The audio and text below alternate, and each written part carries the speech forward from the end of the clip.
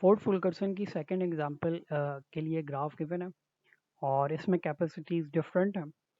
तो इसमें देखते हैं कि हम किस तरह बात सिलेक्ट कर सकते हैं। यहाँ मैंने सोर्स पे भी 10 कैपेसिटी रखी है, 20 रखी है और सिंक पे भी 20 कैपेसिटी रखी है। तो अब देखते हैं कि हमारे पास सोर्स से जब डेटा फ्लो होगा तो मैक्सिमम डेटा कितना पहुंच सकता है। लेकिन ऑब्वियसली जो बीच में एजेस हैं उनकी कैपेसिटीज डिफरेंट है। तो ऑब्वियसली शायद पूरा डेटा 20 का 20 ना पहुंच पाए, लेकिन मुमकिन है 20 पहुंच पाए। तो अब जो पाथ मैंने पहला पाथ सेलेक्ट किया वो है SADT। इसमें जो बॉटल नेक कैपेसिटी है वो मेरे पास है, पहली है यहाँ 10 8 10। SADT 10 8 10, इसका मतलब बॉटल नेक कैपेसिटी मेरे पास है 8। तो ग्राफ अपडेट करूँ तो मेरे पास ग्राफ कुछ इस तरह आएगा। नेक्स्ट पाथ जो है, नेक्स्ट पाथ मैंने लिया है SCDNT। तो SCDT में बॉटल नेक कैपेसिटी जो है वो कितनी है, यहाँ रेजिडुअल कैपेसिटी है 10, यहाँ है 9 और यहाँ है 2। इसका मतलब अब इस पाथ से सिर्फ 2 डेटा फ्लो हो सकता है। तो मेरे पास बॉटल नेक कैपेसिटी आ गई है 2 और मेरा जो अपडेटेड ग्राफ है वो कुछ इस तरह नज़र आएगा। बाकी सारा ग्राफ वैसे का वैसे ही है। जो एडिशन है, जो डेटा फ्लो की एडिशन है वो हम ऐड कर लेंगे प्रीवियस डेटा फ्लो में। तो पहले प्रीवियस यहाँ पे 8 था, अब वो 2 और फ्लो हो गया, तो ये 10 डेटा फ्लो हो गया यहाँ पे। तो ये वाला जो इनवर्ड टी में जो इनवर्ड डेटा है यहाँ पे, मुझे लगता है अब यहाँ पे हम डेटा और नहीं लेके जा सकते। तो तीसरा पाथ देखते हैं। तीसरा पाथ मैंने सेलेक्ट किया है SCDBNT।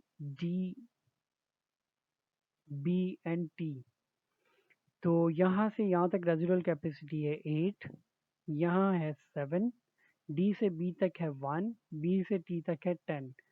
तो 8 7 1 एंड 10 में ऑब्वियसली बॉटल नेक जो है वो 1 है। तो 1 मैंने सेलेक्ट किया है और अब अगर मैं पाथ को अपडेट करूँगा तो ये 3 हो जाएगा, ये भी 3 हो जाएगा, यहाँ 1 पूरा कैपेसिटी हो जाएगी, यहाँ 1 आ जाएगा। तो ग्राफ कुछ इस तरह से मेरा नज़र आएगा। लेकिन ऑब्वियसली अभी जो प्रॉब्लम है हमारा स्टॉप नहीं हुआ है, क्योंकि अभी कैपेसिटी मौजूद है, सोर्स और डेटा फ्लो कर सकता है और सिंक में भी डेटा इन्वर्ट की काफ़ी कैपेसिटी मौजूद है। तो यहीं से स्टार्ट करते हैं। अब यहाँ तक हम पहुँच गए। अब नेक्स्ट पाथ सिलेक्ट करते हैं। नेक्स्ट पाथ मैंने लिया है SABT। तो यहाँ रेजिडुअल कैपेसिटी है 2 की, यहाँ 4 की और यहाँ 9 की। तो इसका मतलब है कि जो मेरे पास बॉटल नेक कैपेसिटी आएगी वो 2 आएगी। और अब जब मैं डेटा फ्लो करूँगा तो डेटा ग्राफ जो है कुछ इस तरह मुझे नज़र आएगा 10 2 3, क्योंकि यहाँ ऑलरेडी 1 था, अब 2 और ऐड हो गया। तो यहाँ डेटा फ्लो जो है वो 3 हो गया और रेजिडुअल कैपेसिटी 7 हो गई है। लेकिन एक चीज़ जो अब देखने वाली है, सोर्स की इस एज से अब डेटा फ्लो नहीं होगा क्योंकि ये फुल हो गई है और यहाँ सिंक इस एज से डेटा नहीं आ सकता। इसका मतलब मेरे पास जो पाथ रह गया है वो SCDBT है, बल्कि बी पे भी नहीं आ सकता क्योंकि बी भी फ्लो हो गया। अब अगर मैं पाथ कोई लेना चाहूँगा तो वो क्या हो सकता है, SCD non full forward edge लेना है। तो इसका मतलब डी के ऊपर आके मैं स्टक हूँ, मैं ना यहाँ जा सकता हूँ और ना मैं बी की तरफ जा सकता हूँ। लेकिन एक और पॉसिबिलिटी जो हमने पढ़ी थी ऑगमेंटेड पाथ की, वो थी non empty backward path. Non empty backward path D to A मौजूद है। डी से ए तक ये नॉन एम्प्टी पाथ तो है और बैकवर्ड पाथ इसका मतलब मैं इसे ले सकता हूँ। लेकिन अब सवाल पैदा ये होता है कि डेटा ऑलरेडी जो फ्लो हो चुका है और इसकी कैपेसिटी कंप्लीट है, तो हम इसको क्यों लेते हैं और हम इसको कैसे ले सकते हैं। पहली बात तो ये कि ये फोर्ड फुल्करसन का एल्गोरिथम है और उसने कहा कि हम ऐसा कर सकते हैं, तो बिल्कुल कर सकते हैं। लेकिन जो दूसरी चीज़ है, इट वाज जस्ट जो दूसरी चीज़ है वो ये है कि हम ये नहीं देखते कि हम कितना डेटा फ्लो कर चुके हैं, क्योंकि अभी मैक्सिमम फ्लो डेटा हुआ नहीं है। अभी हम डेटा की पॉसिबिलिटीज देख रहे हैं, कितना डेटा कहाँ से जा सकता है। तो अगर कोई एज ऐसा हो जिसकी कैपेसिटी फुल हो चुकी हो और हमें उसे बैकवर्ड यूज़ करना हो, तो हम उसे कंसीडर करते हैं कि कितना डेटा हम उसमें से अनडू कर सकते हैं। ठीक है, कितना डेटा मैं उसमें से अनडू कर सकता हूँ। तो इसमें से जो अनडू डेटा हो सकता है वो 8 का ही हो सकता है। यानी अगर मुझे डी से ए की तरफ जाना हो तो मैं 8 डेटा फ्लो करवा सकता हूँ। ठीक है, मैं 8 डेटा को अनडू कर सकता हूँ दूसरे लफ्ज़ों में, ताकि समझने में आसानी हो। तो अब मेरे पास ये पॉसिबिलिटी मौजूद है एक पाथ की, S C D A B और टी। तो इसी पाथ को लेते हैं, S C D A B और टी। और जब मैं इस पाथ को लूँगा तो मेरे पास जो कैपेसिटी है वो कितनी है, यहाँ रेजिडुअल कैपेसिटी 7 की है, यहाँ है 6 की, यहाँ 8 की, यहाँ 2 की और यहाँ 7 की। इसका मतलब जो 2 है वो मेरे पास बॉटल नेक कैपेसिटी होगी। और जब वो बॉटल नेक कैपेसिटी होगी तो मेरा अपडेटेड ग्राफ कुछ इस तरह नज़र आएगा। 3 पहले था तो ये 5 हो गया, यहाँ 3 पहले था ये भी 5 हो गया, और इसमें से 2 डेटा जो है वो हमने अंडू कर दिया है। और यहाँ 2 था तो ये 4 हो गया, यहाँ 3 था तो ये 5 हो गया। अब अगर मैं पॉसिबिलिटी देखना चाहूँ तो मुझे कहीं कोई पॉसिबिलिटी पाथ की नज़र नहीं आ रही। वो कैसे?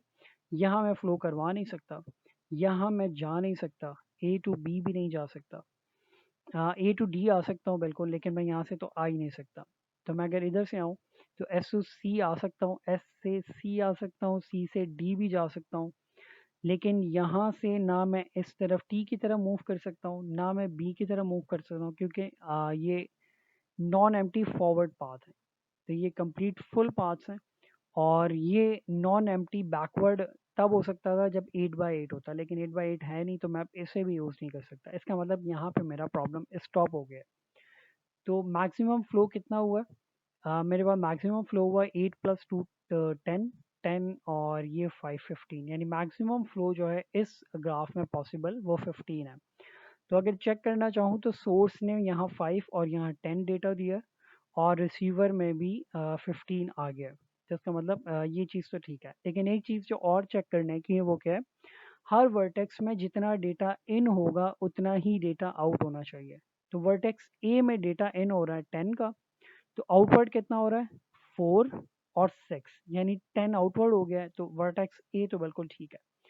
वर्टेक्स बी को मैं अगर देखूं तो इन कितना हो रहा है 4 और 1 इन हो रहा है और 5 आउट हो रहा है, तो ये भी ठीक है। सी की तरफ आते हैं, 5 इन हुआ है, 5 आउट हुआ है, बिल्कुल ठीक है। डी की तरफ आते हैं, 6 इन हुआ है, 5 इन हुआ है, तो ये हो गया 11, आउट हुआ है 10 और 1 11। तो इसका मतलब डी भी ठीक है और सारी वर्टेक्स ठीक है और सारी कंडीशंस भी ठीक है। तो इस ग्राफ की जो मैक्सिमम पॉसिबिलिटी है वो जो है वो 15 डेटा जो है वो इसमें मैक्सिमम फ्लो हो सकता है। दो कि इसकी कैपेसिटी ज़्यादा थी, वो 20 सोर्स दे सकती थी और 20 रिसीव हो सकता था, लेकिन हमारे पास बीच में एजेस की कैपेसिटी इतनी नहीं थी, इसलिए हम 20 पूरा डेटा रिसीव नहीं कर पाए, और हमारे पास जो डेटा रिसीव हुआ है वो 15 रिसीव हुआ है। तो that was the last topic of the semester. Thank you very much.